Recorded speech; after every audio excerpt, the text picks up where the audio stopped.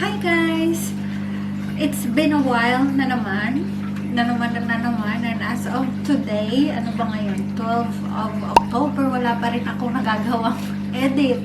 O diba, ang saya-saya, pero video ako ng video, yung iba na di-delete na. At life update na lang. I think last time na nag-try ako mag-vlog, sabi ko doon magre-resign ako, ganon. Pero yun, nandito pa rin ako.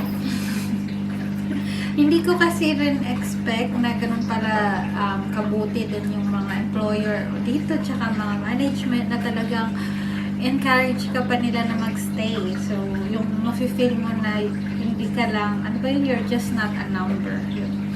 So, yun. Andito na ako. Ay, andito pa rin ako. Sa aking trabaho.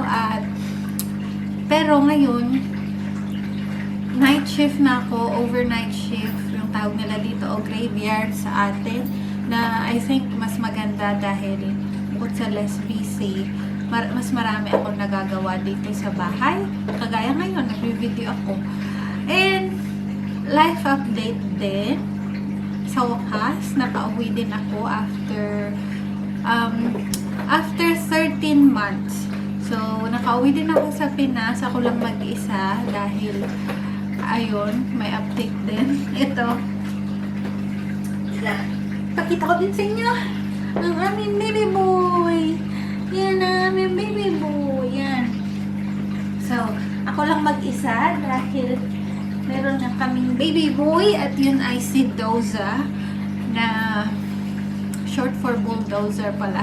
Pangalan na yun ng breeder niya, din na namin pinalitan dahil bagay na bagay niya yung pangalan na yun.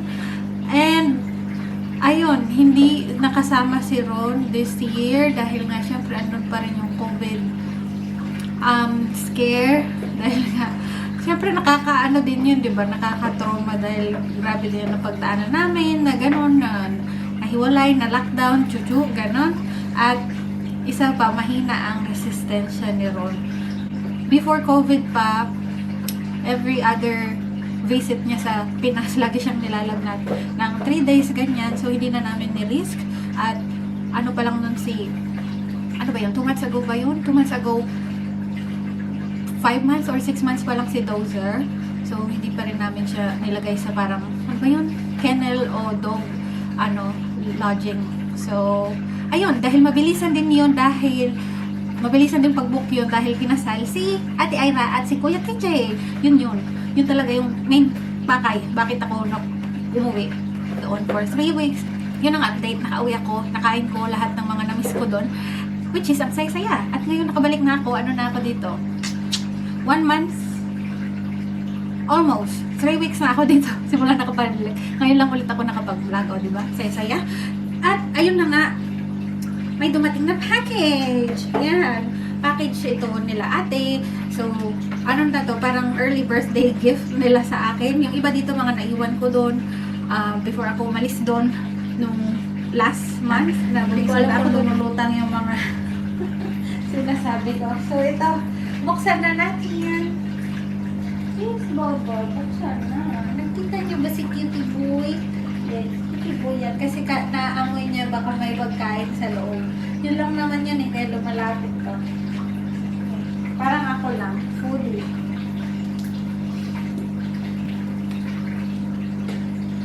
Meron din palang nakasulat doon na hindi ko na mabubuhat na binuksan nila ito sa port of arrival dito sa Australia dahil nga very strict ang customs dito. Pero nakasulat din na walang natanggal, wala namang tawag doon, agricultural risk. So, inaalagaan talaga nila dito ang agrikulturan nila. Sana all. Sana all Pilipinas. Kawawa yung mga farmers natin. Ay, buksan ko na. Dami ko sinasabi.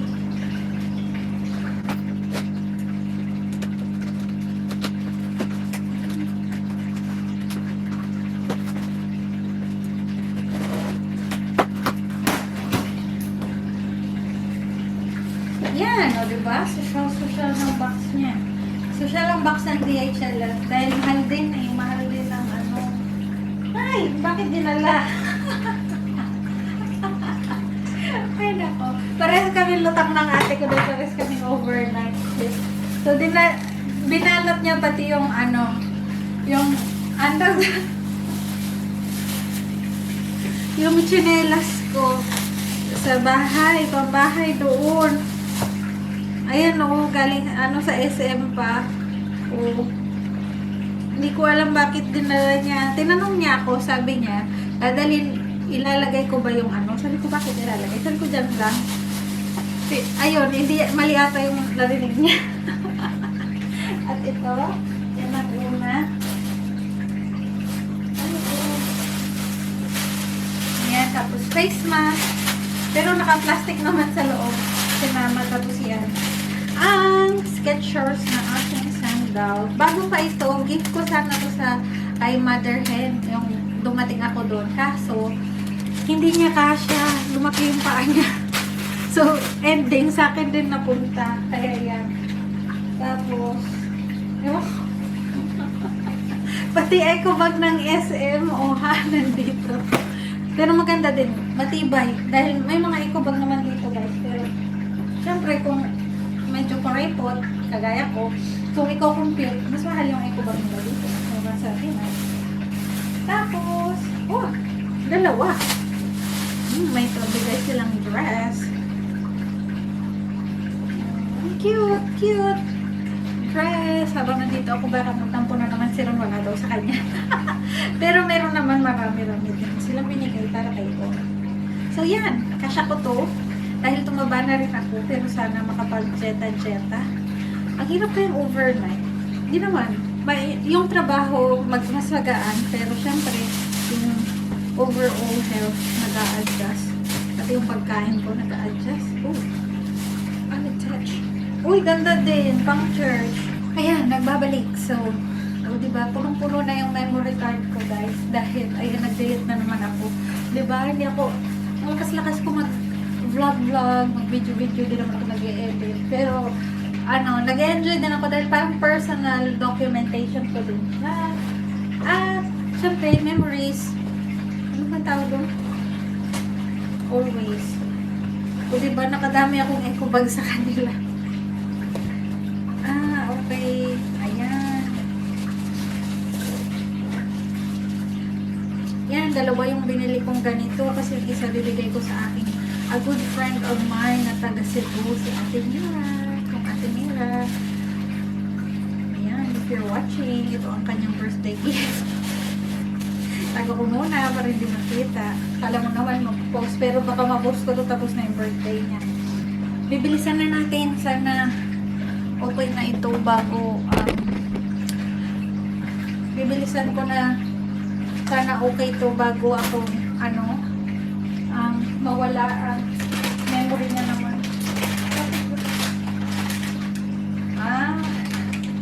Ayan, para kay Ron. Pero hindi gaano kumakain ng popcorn si Ron, pero thank you. Ayan, pero baka kakainin niya yan dahil may pangalan niya. Kala ko para sa akin. Ron din pala. Pilo. Ito lang akin.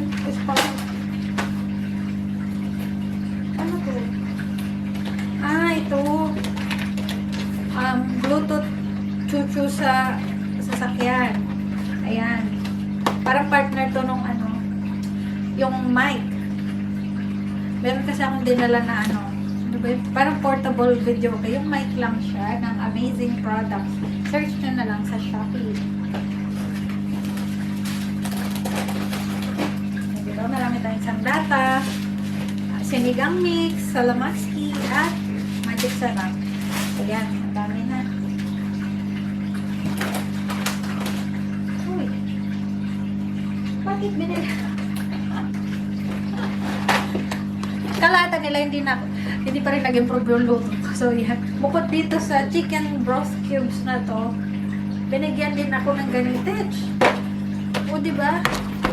Parang ayaw na nila ako umuwi pang ilang taon na yun. Tapos, nawala yung mga hangin. Sinag-press ata dun sa customs. Dati hindi naman ganito yung hindi nabuksan. Ngayon kasi nabuksan. So, dali ang pangit ng view. Ayan. Tapos ito, mga sinigang mix ulit na Nagaraya. And pati cotton balls, o diba? At ayan, meron tayong pa-headband. Ano ko ba ito? Ito yung stamp ni Ron na pinagawa ko na medyo natagalan yung dating. So yun, nahabol sa padala, matutuwa din dito si Mayor. At laki na ng braso ko, no? Bakit pati wet? Tapos ito, hindi ko na mahanap sa bahay yung iba pang ganito sa Pinas. Gusto ko dalhin dahil ang ganda ng mga advice ni Chinky Pan. Tapos ay pagbabudget, ganyan-ganyan. O diba, Perla, ang ating sabon. At ito, kaya nakalagay dito. Ito talaga yung laman ng paper bag na to. Mga Vice Cosmetics. So, ito ay eyeliner, brow shaker, brow gel. Pinagkaiba. Ito clear. Tapos ito yung may kulay na para nagwawala na dun si Brisa. So, yan. Nagtatampo ata siya. Wala naman siyang makakain dito. Kasi na, baka bawal din sa kanya. So, yun. Ito ang dali naglalag yung utak ko. Yan. Baka madilim na naman. Tapos, syempre, ang ating favorite ng bayan. Maraming rose bowl. Hanggang ngayon wala pa ito dito sa Australia. Ito lang talaga ang masarap na. Masarap din yung iba. Pero parang ano ba yun? As time goes by, maraming nag-iiba yung lasa. Pero ito syempre bago pa siya, masarap pa. Pero sana hindi magbago ang lasa. Rose bowl, maraming ganito. Ilan ba? Basta super dami. Wala naman yung mga yupi-yupi. O dahil COVID pa before, may COVID pa dati na talamak pa yung COVID. So, konti lang yung pinagpapadala. Ngayon ata, ayan no, may mga masyadong na-compress ngayon. Baka naipit ko. Wala, bakit wrong lahat yung stick? Oh. Wala ako. Tapos yan, dingdong. Ito. Puro ron. Sana all. O, diba? Puro kayo ron. Paano naman ako? Gusto niya pag may pangalan siya.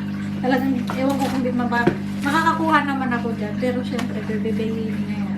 Diba? Ube flavor din. Ito. At alam.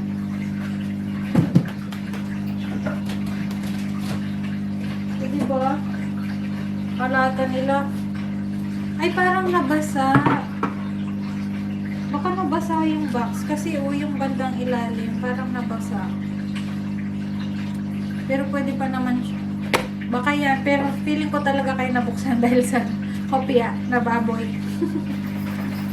Tapos ito, more cute. At maraming sardinas. Yan. 1 year supply. Pero, papahabain ko pa. Ay, papahabain. Ayan. Happy na itong aking early birthday gift. Rose bowl, diba? Layo ng pinag-raingan. May mga nayupi. O, diba? Napakadami. Siguro 20 ito, 20 na cans. Hindi ko na binilang. Tada! And then, iba-iba. May chocolate. Meron din itong honey. Baka yung honey ang iiwan ko sa akin.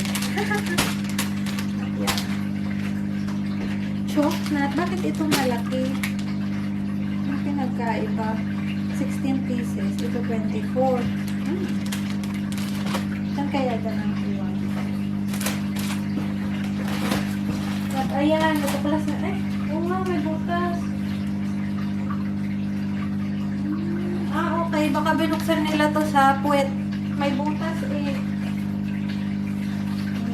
ng customs baka sa puwet. Pero siguro wala namang nawala. Ito po. Nakikita naman mapapanood naman ito nila sa Pinas. So, message me pag may nawala. So, yan. Masarap to at nagustuhan din ito ni Rome. Classic Pulboro. Yan.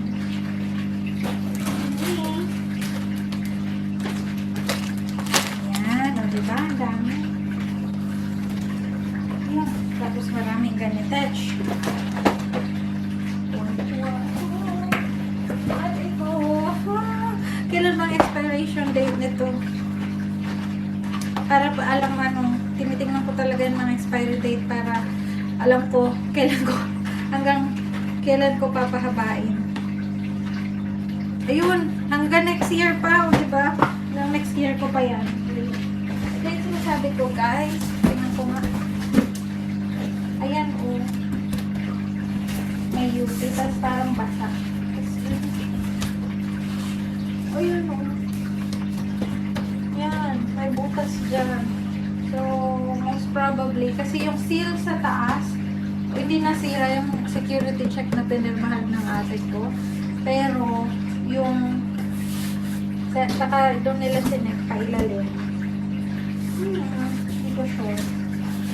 Pero, happy me! Ang dami guys, ang dami ko. Ayan.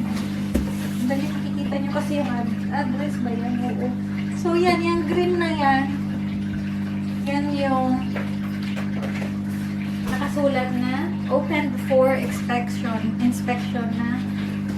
Yan yung nakasulat na opened for inspection ng Australian Government Department of Agriculture, Water, and the Environment. O diba, ganun nila pinahahalagahan. Although minsan na annoying kasi nga Asian tayo, maraming hindi bawal, pero at the same time maintindihan mo na pinangangalagaan talaga nila na walang makapasok na foreign object sa bansa nila na makakasira ng nila, mga agrikultura, lalo na yung mga farm produce, talagang yung mga pinag-iingatan nila. So yun. At yan guys, ayan, tapos na. Ayan, ang dami. Ano ko na naman ito pagkakasyahin sa pantry. Pero yun, happy! Salamatski! Ang dami kong mga backup na naman for 1 year. Di ko alam kung next year makakapadala pa sila dahil wala na nga din bihasa sa pag-drive. Pero baka next year marunong na bihasa na rin sa pagdadrive yung ate ko at niya na. Siya na yung, ang tawag dito, siya na yung dali nagbiblink. Tingnan ko baka wala na namang memory. Siya na yung mag-drive. Ayun, next year. At ayun, yan lang guys. Sana nag-enjoy kayo sa ating video for today. At ayun, marami akong chichibugin. So, more kilos to come. Pero sana more kilos to lose. Madali lang naman yun. Sipag-sipag lang. At yun lang. Ayan, mabilis ang tingin sa mga pinadala nila. Ayan, o diba? Ang dami. Salamat. Salamatski sa aking mga ati, mother hen, payaw. Ayan. Salamatski.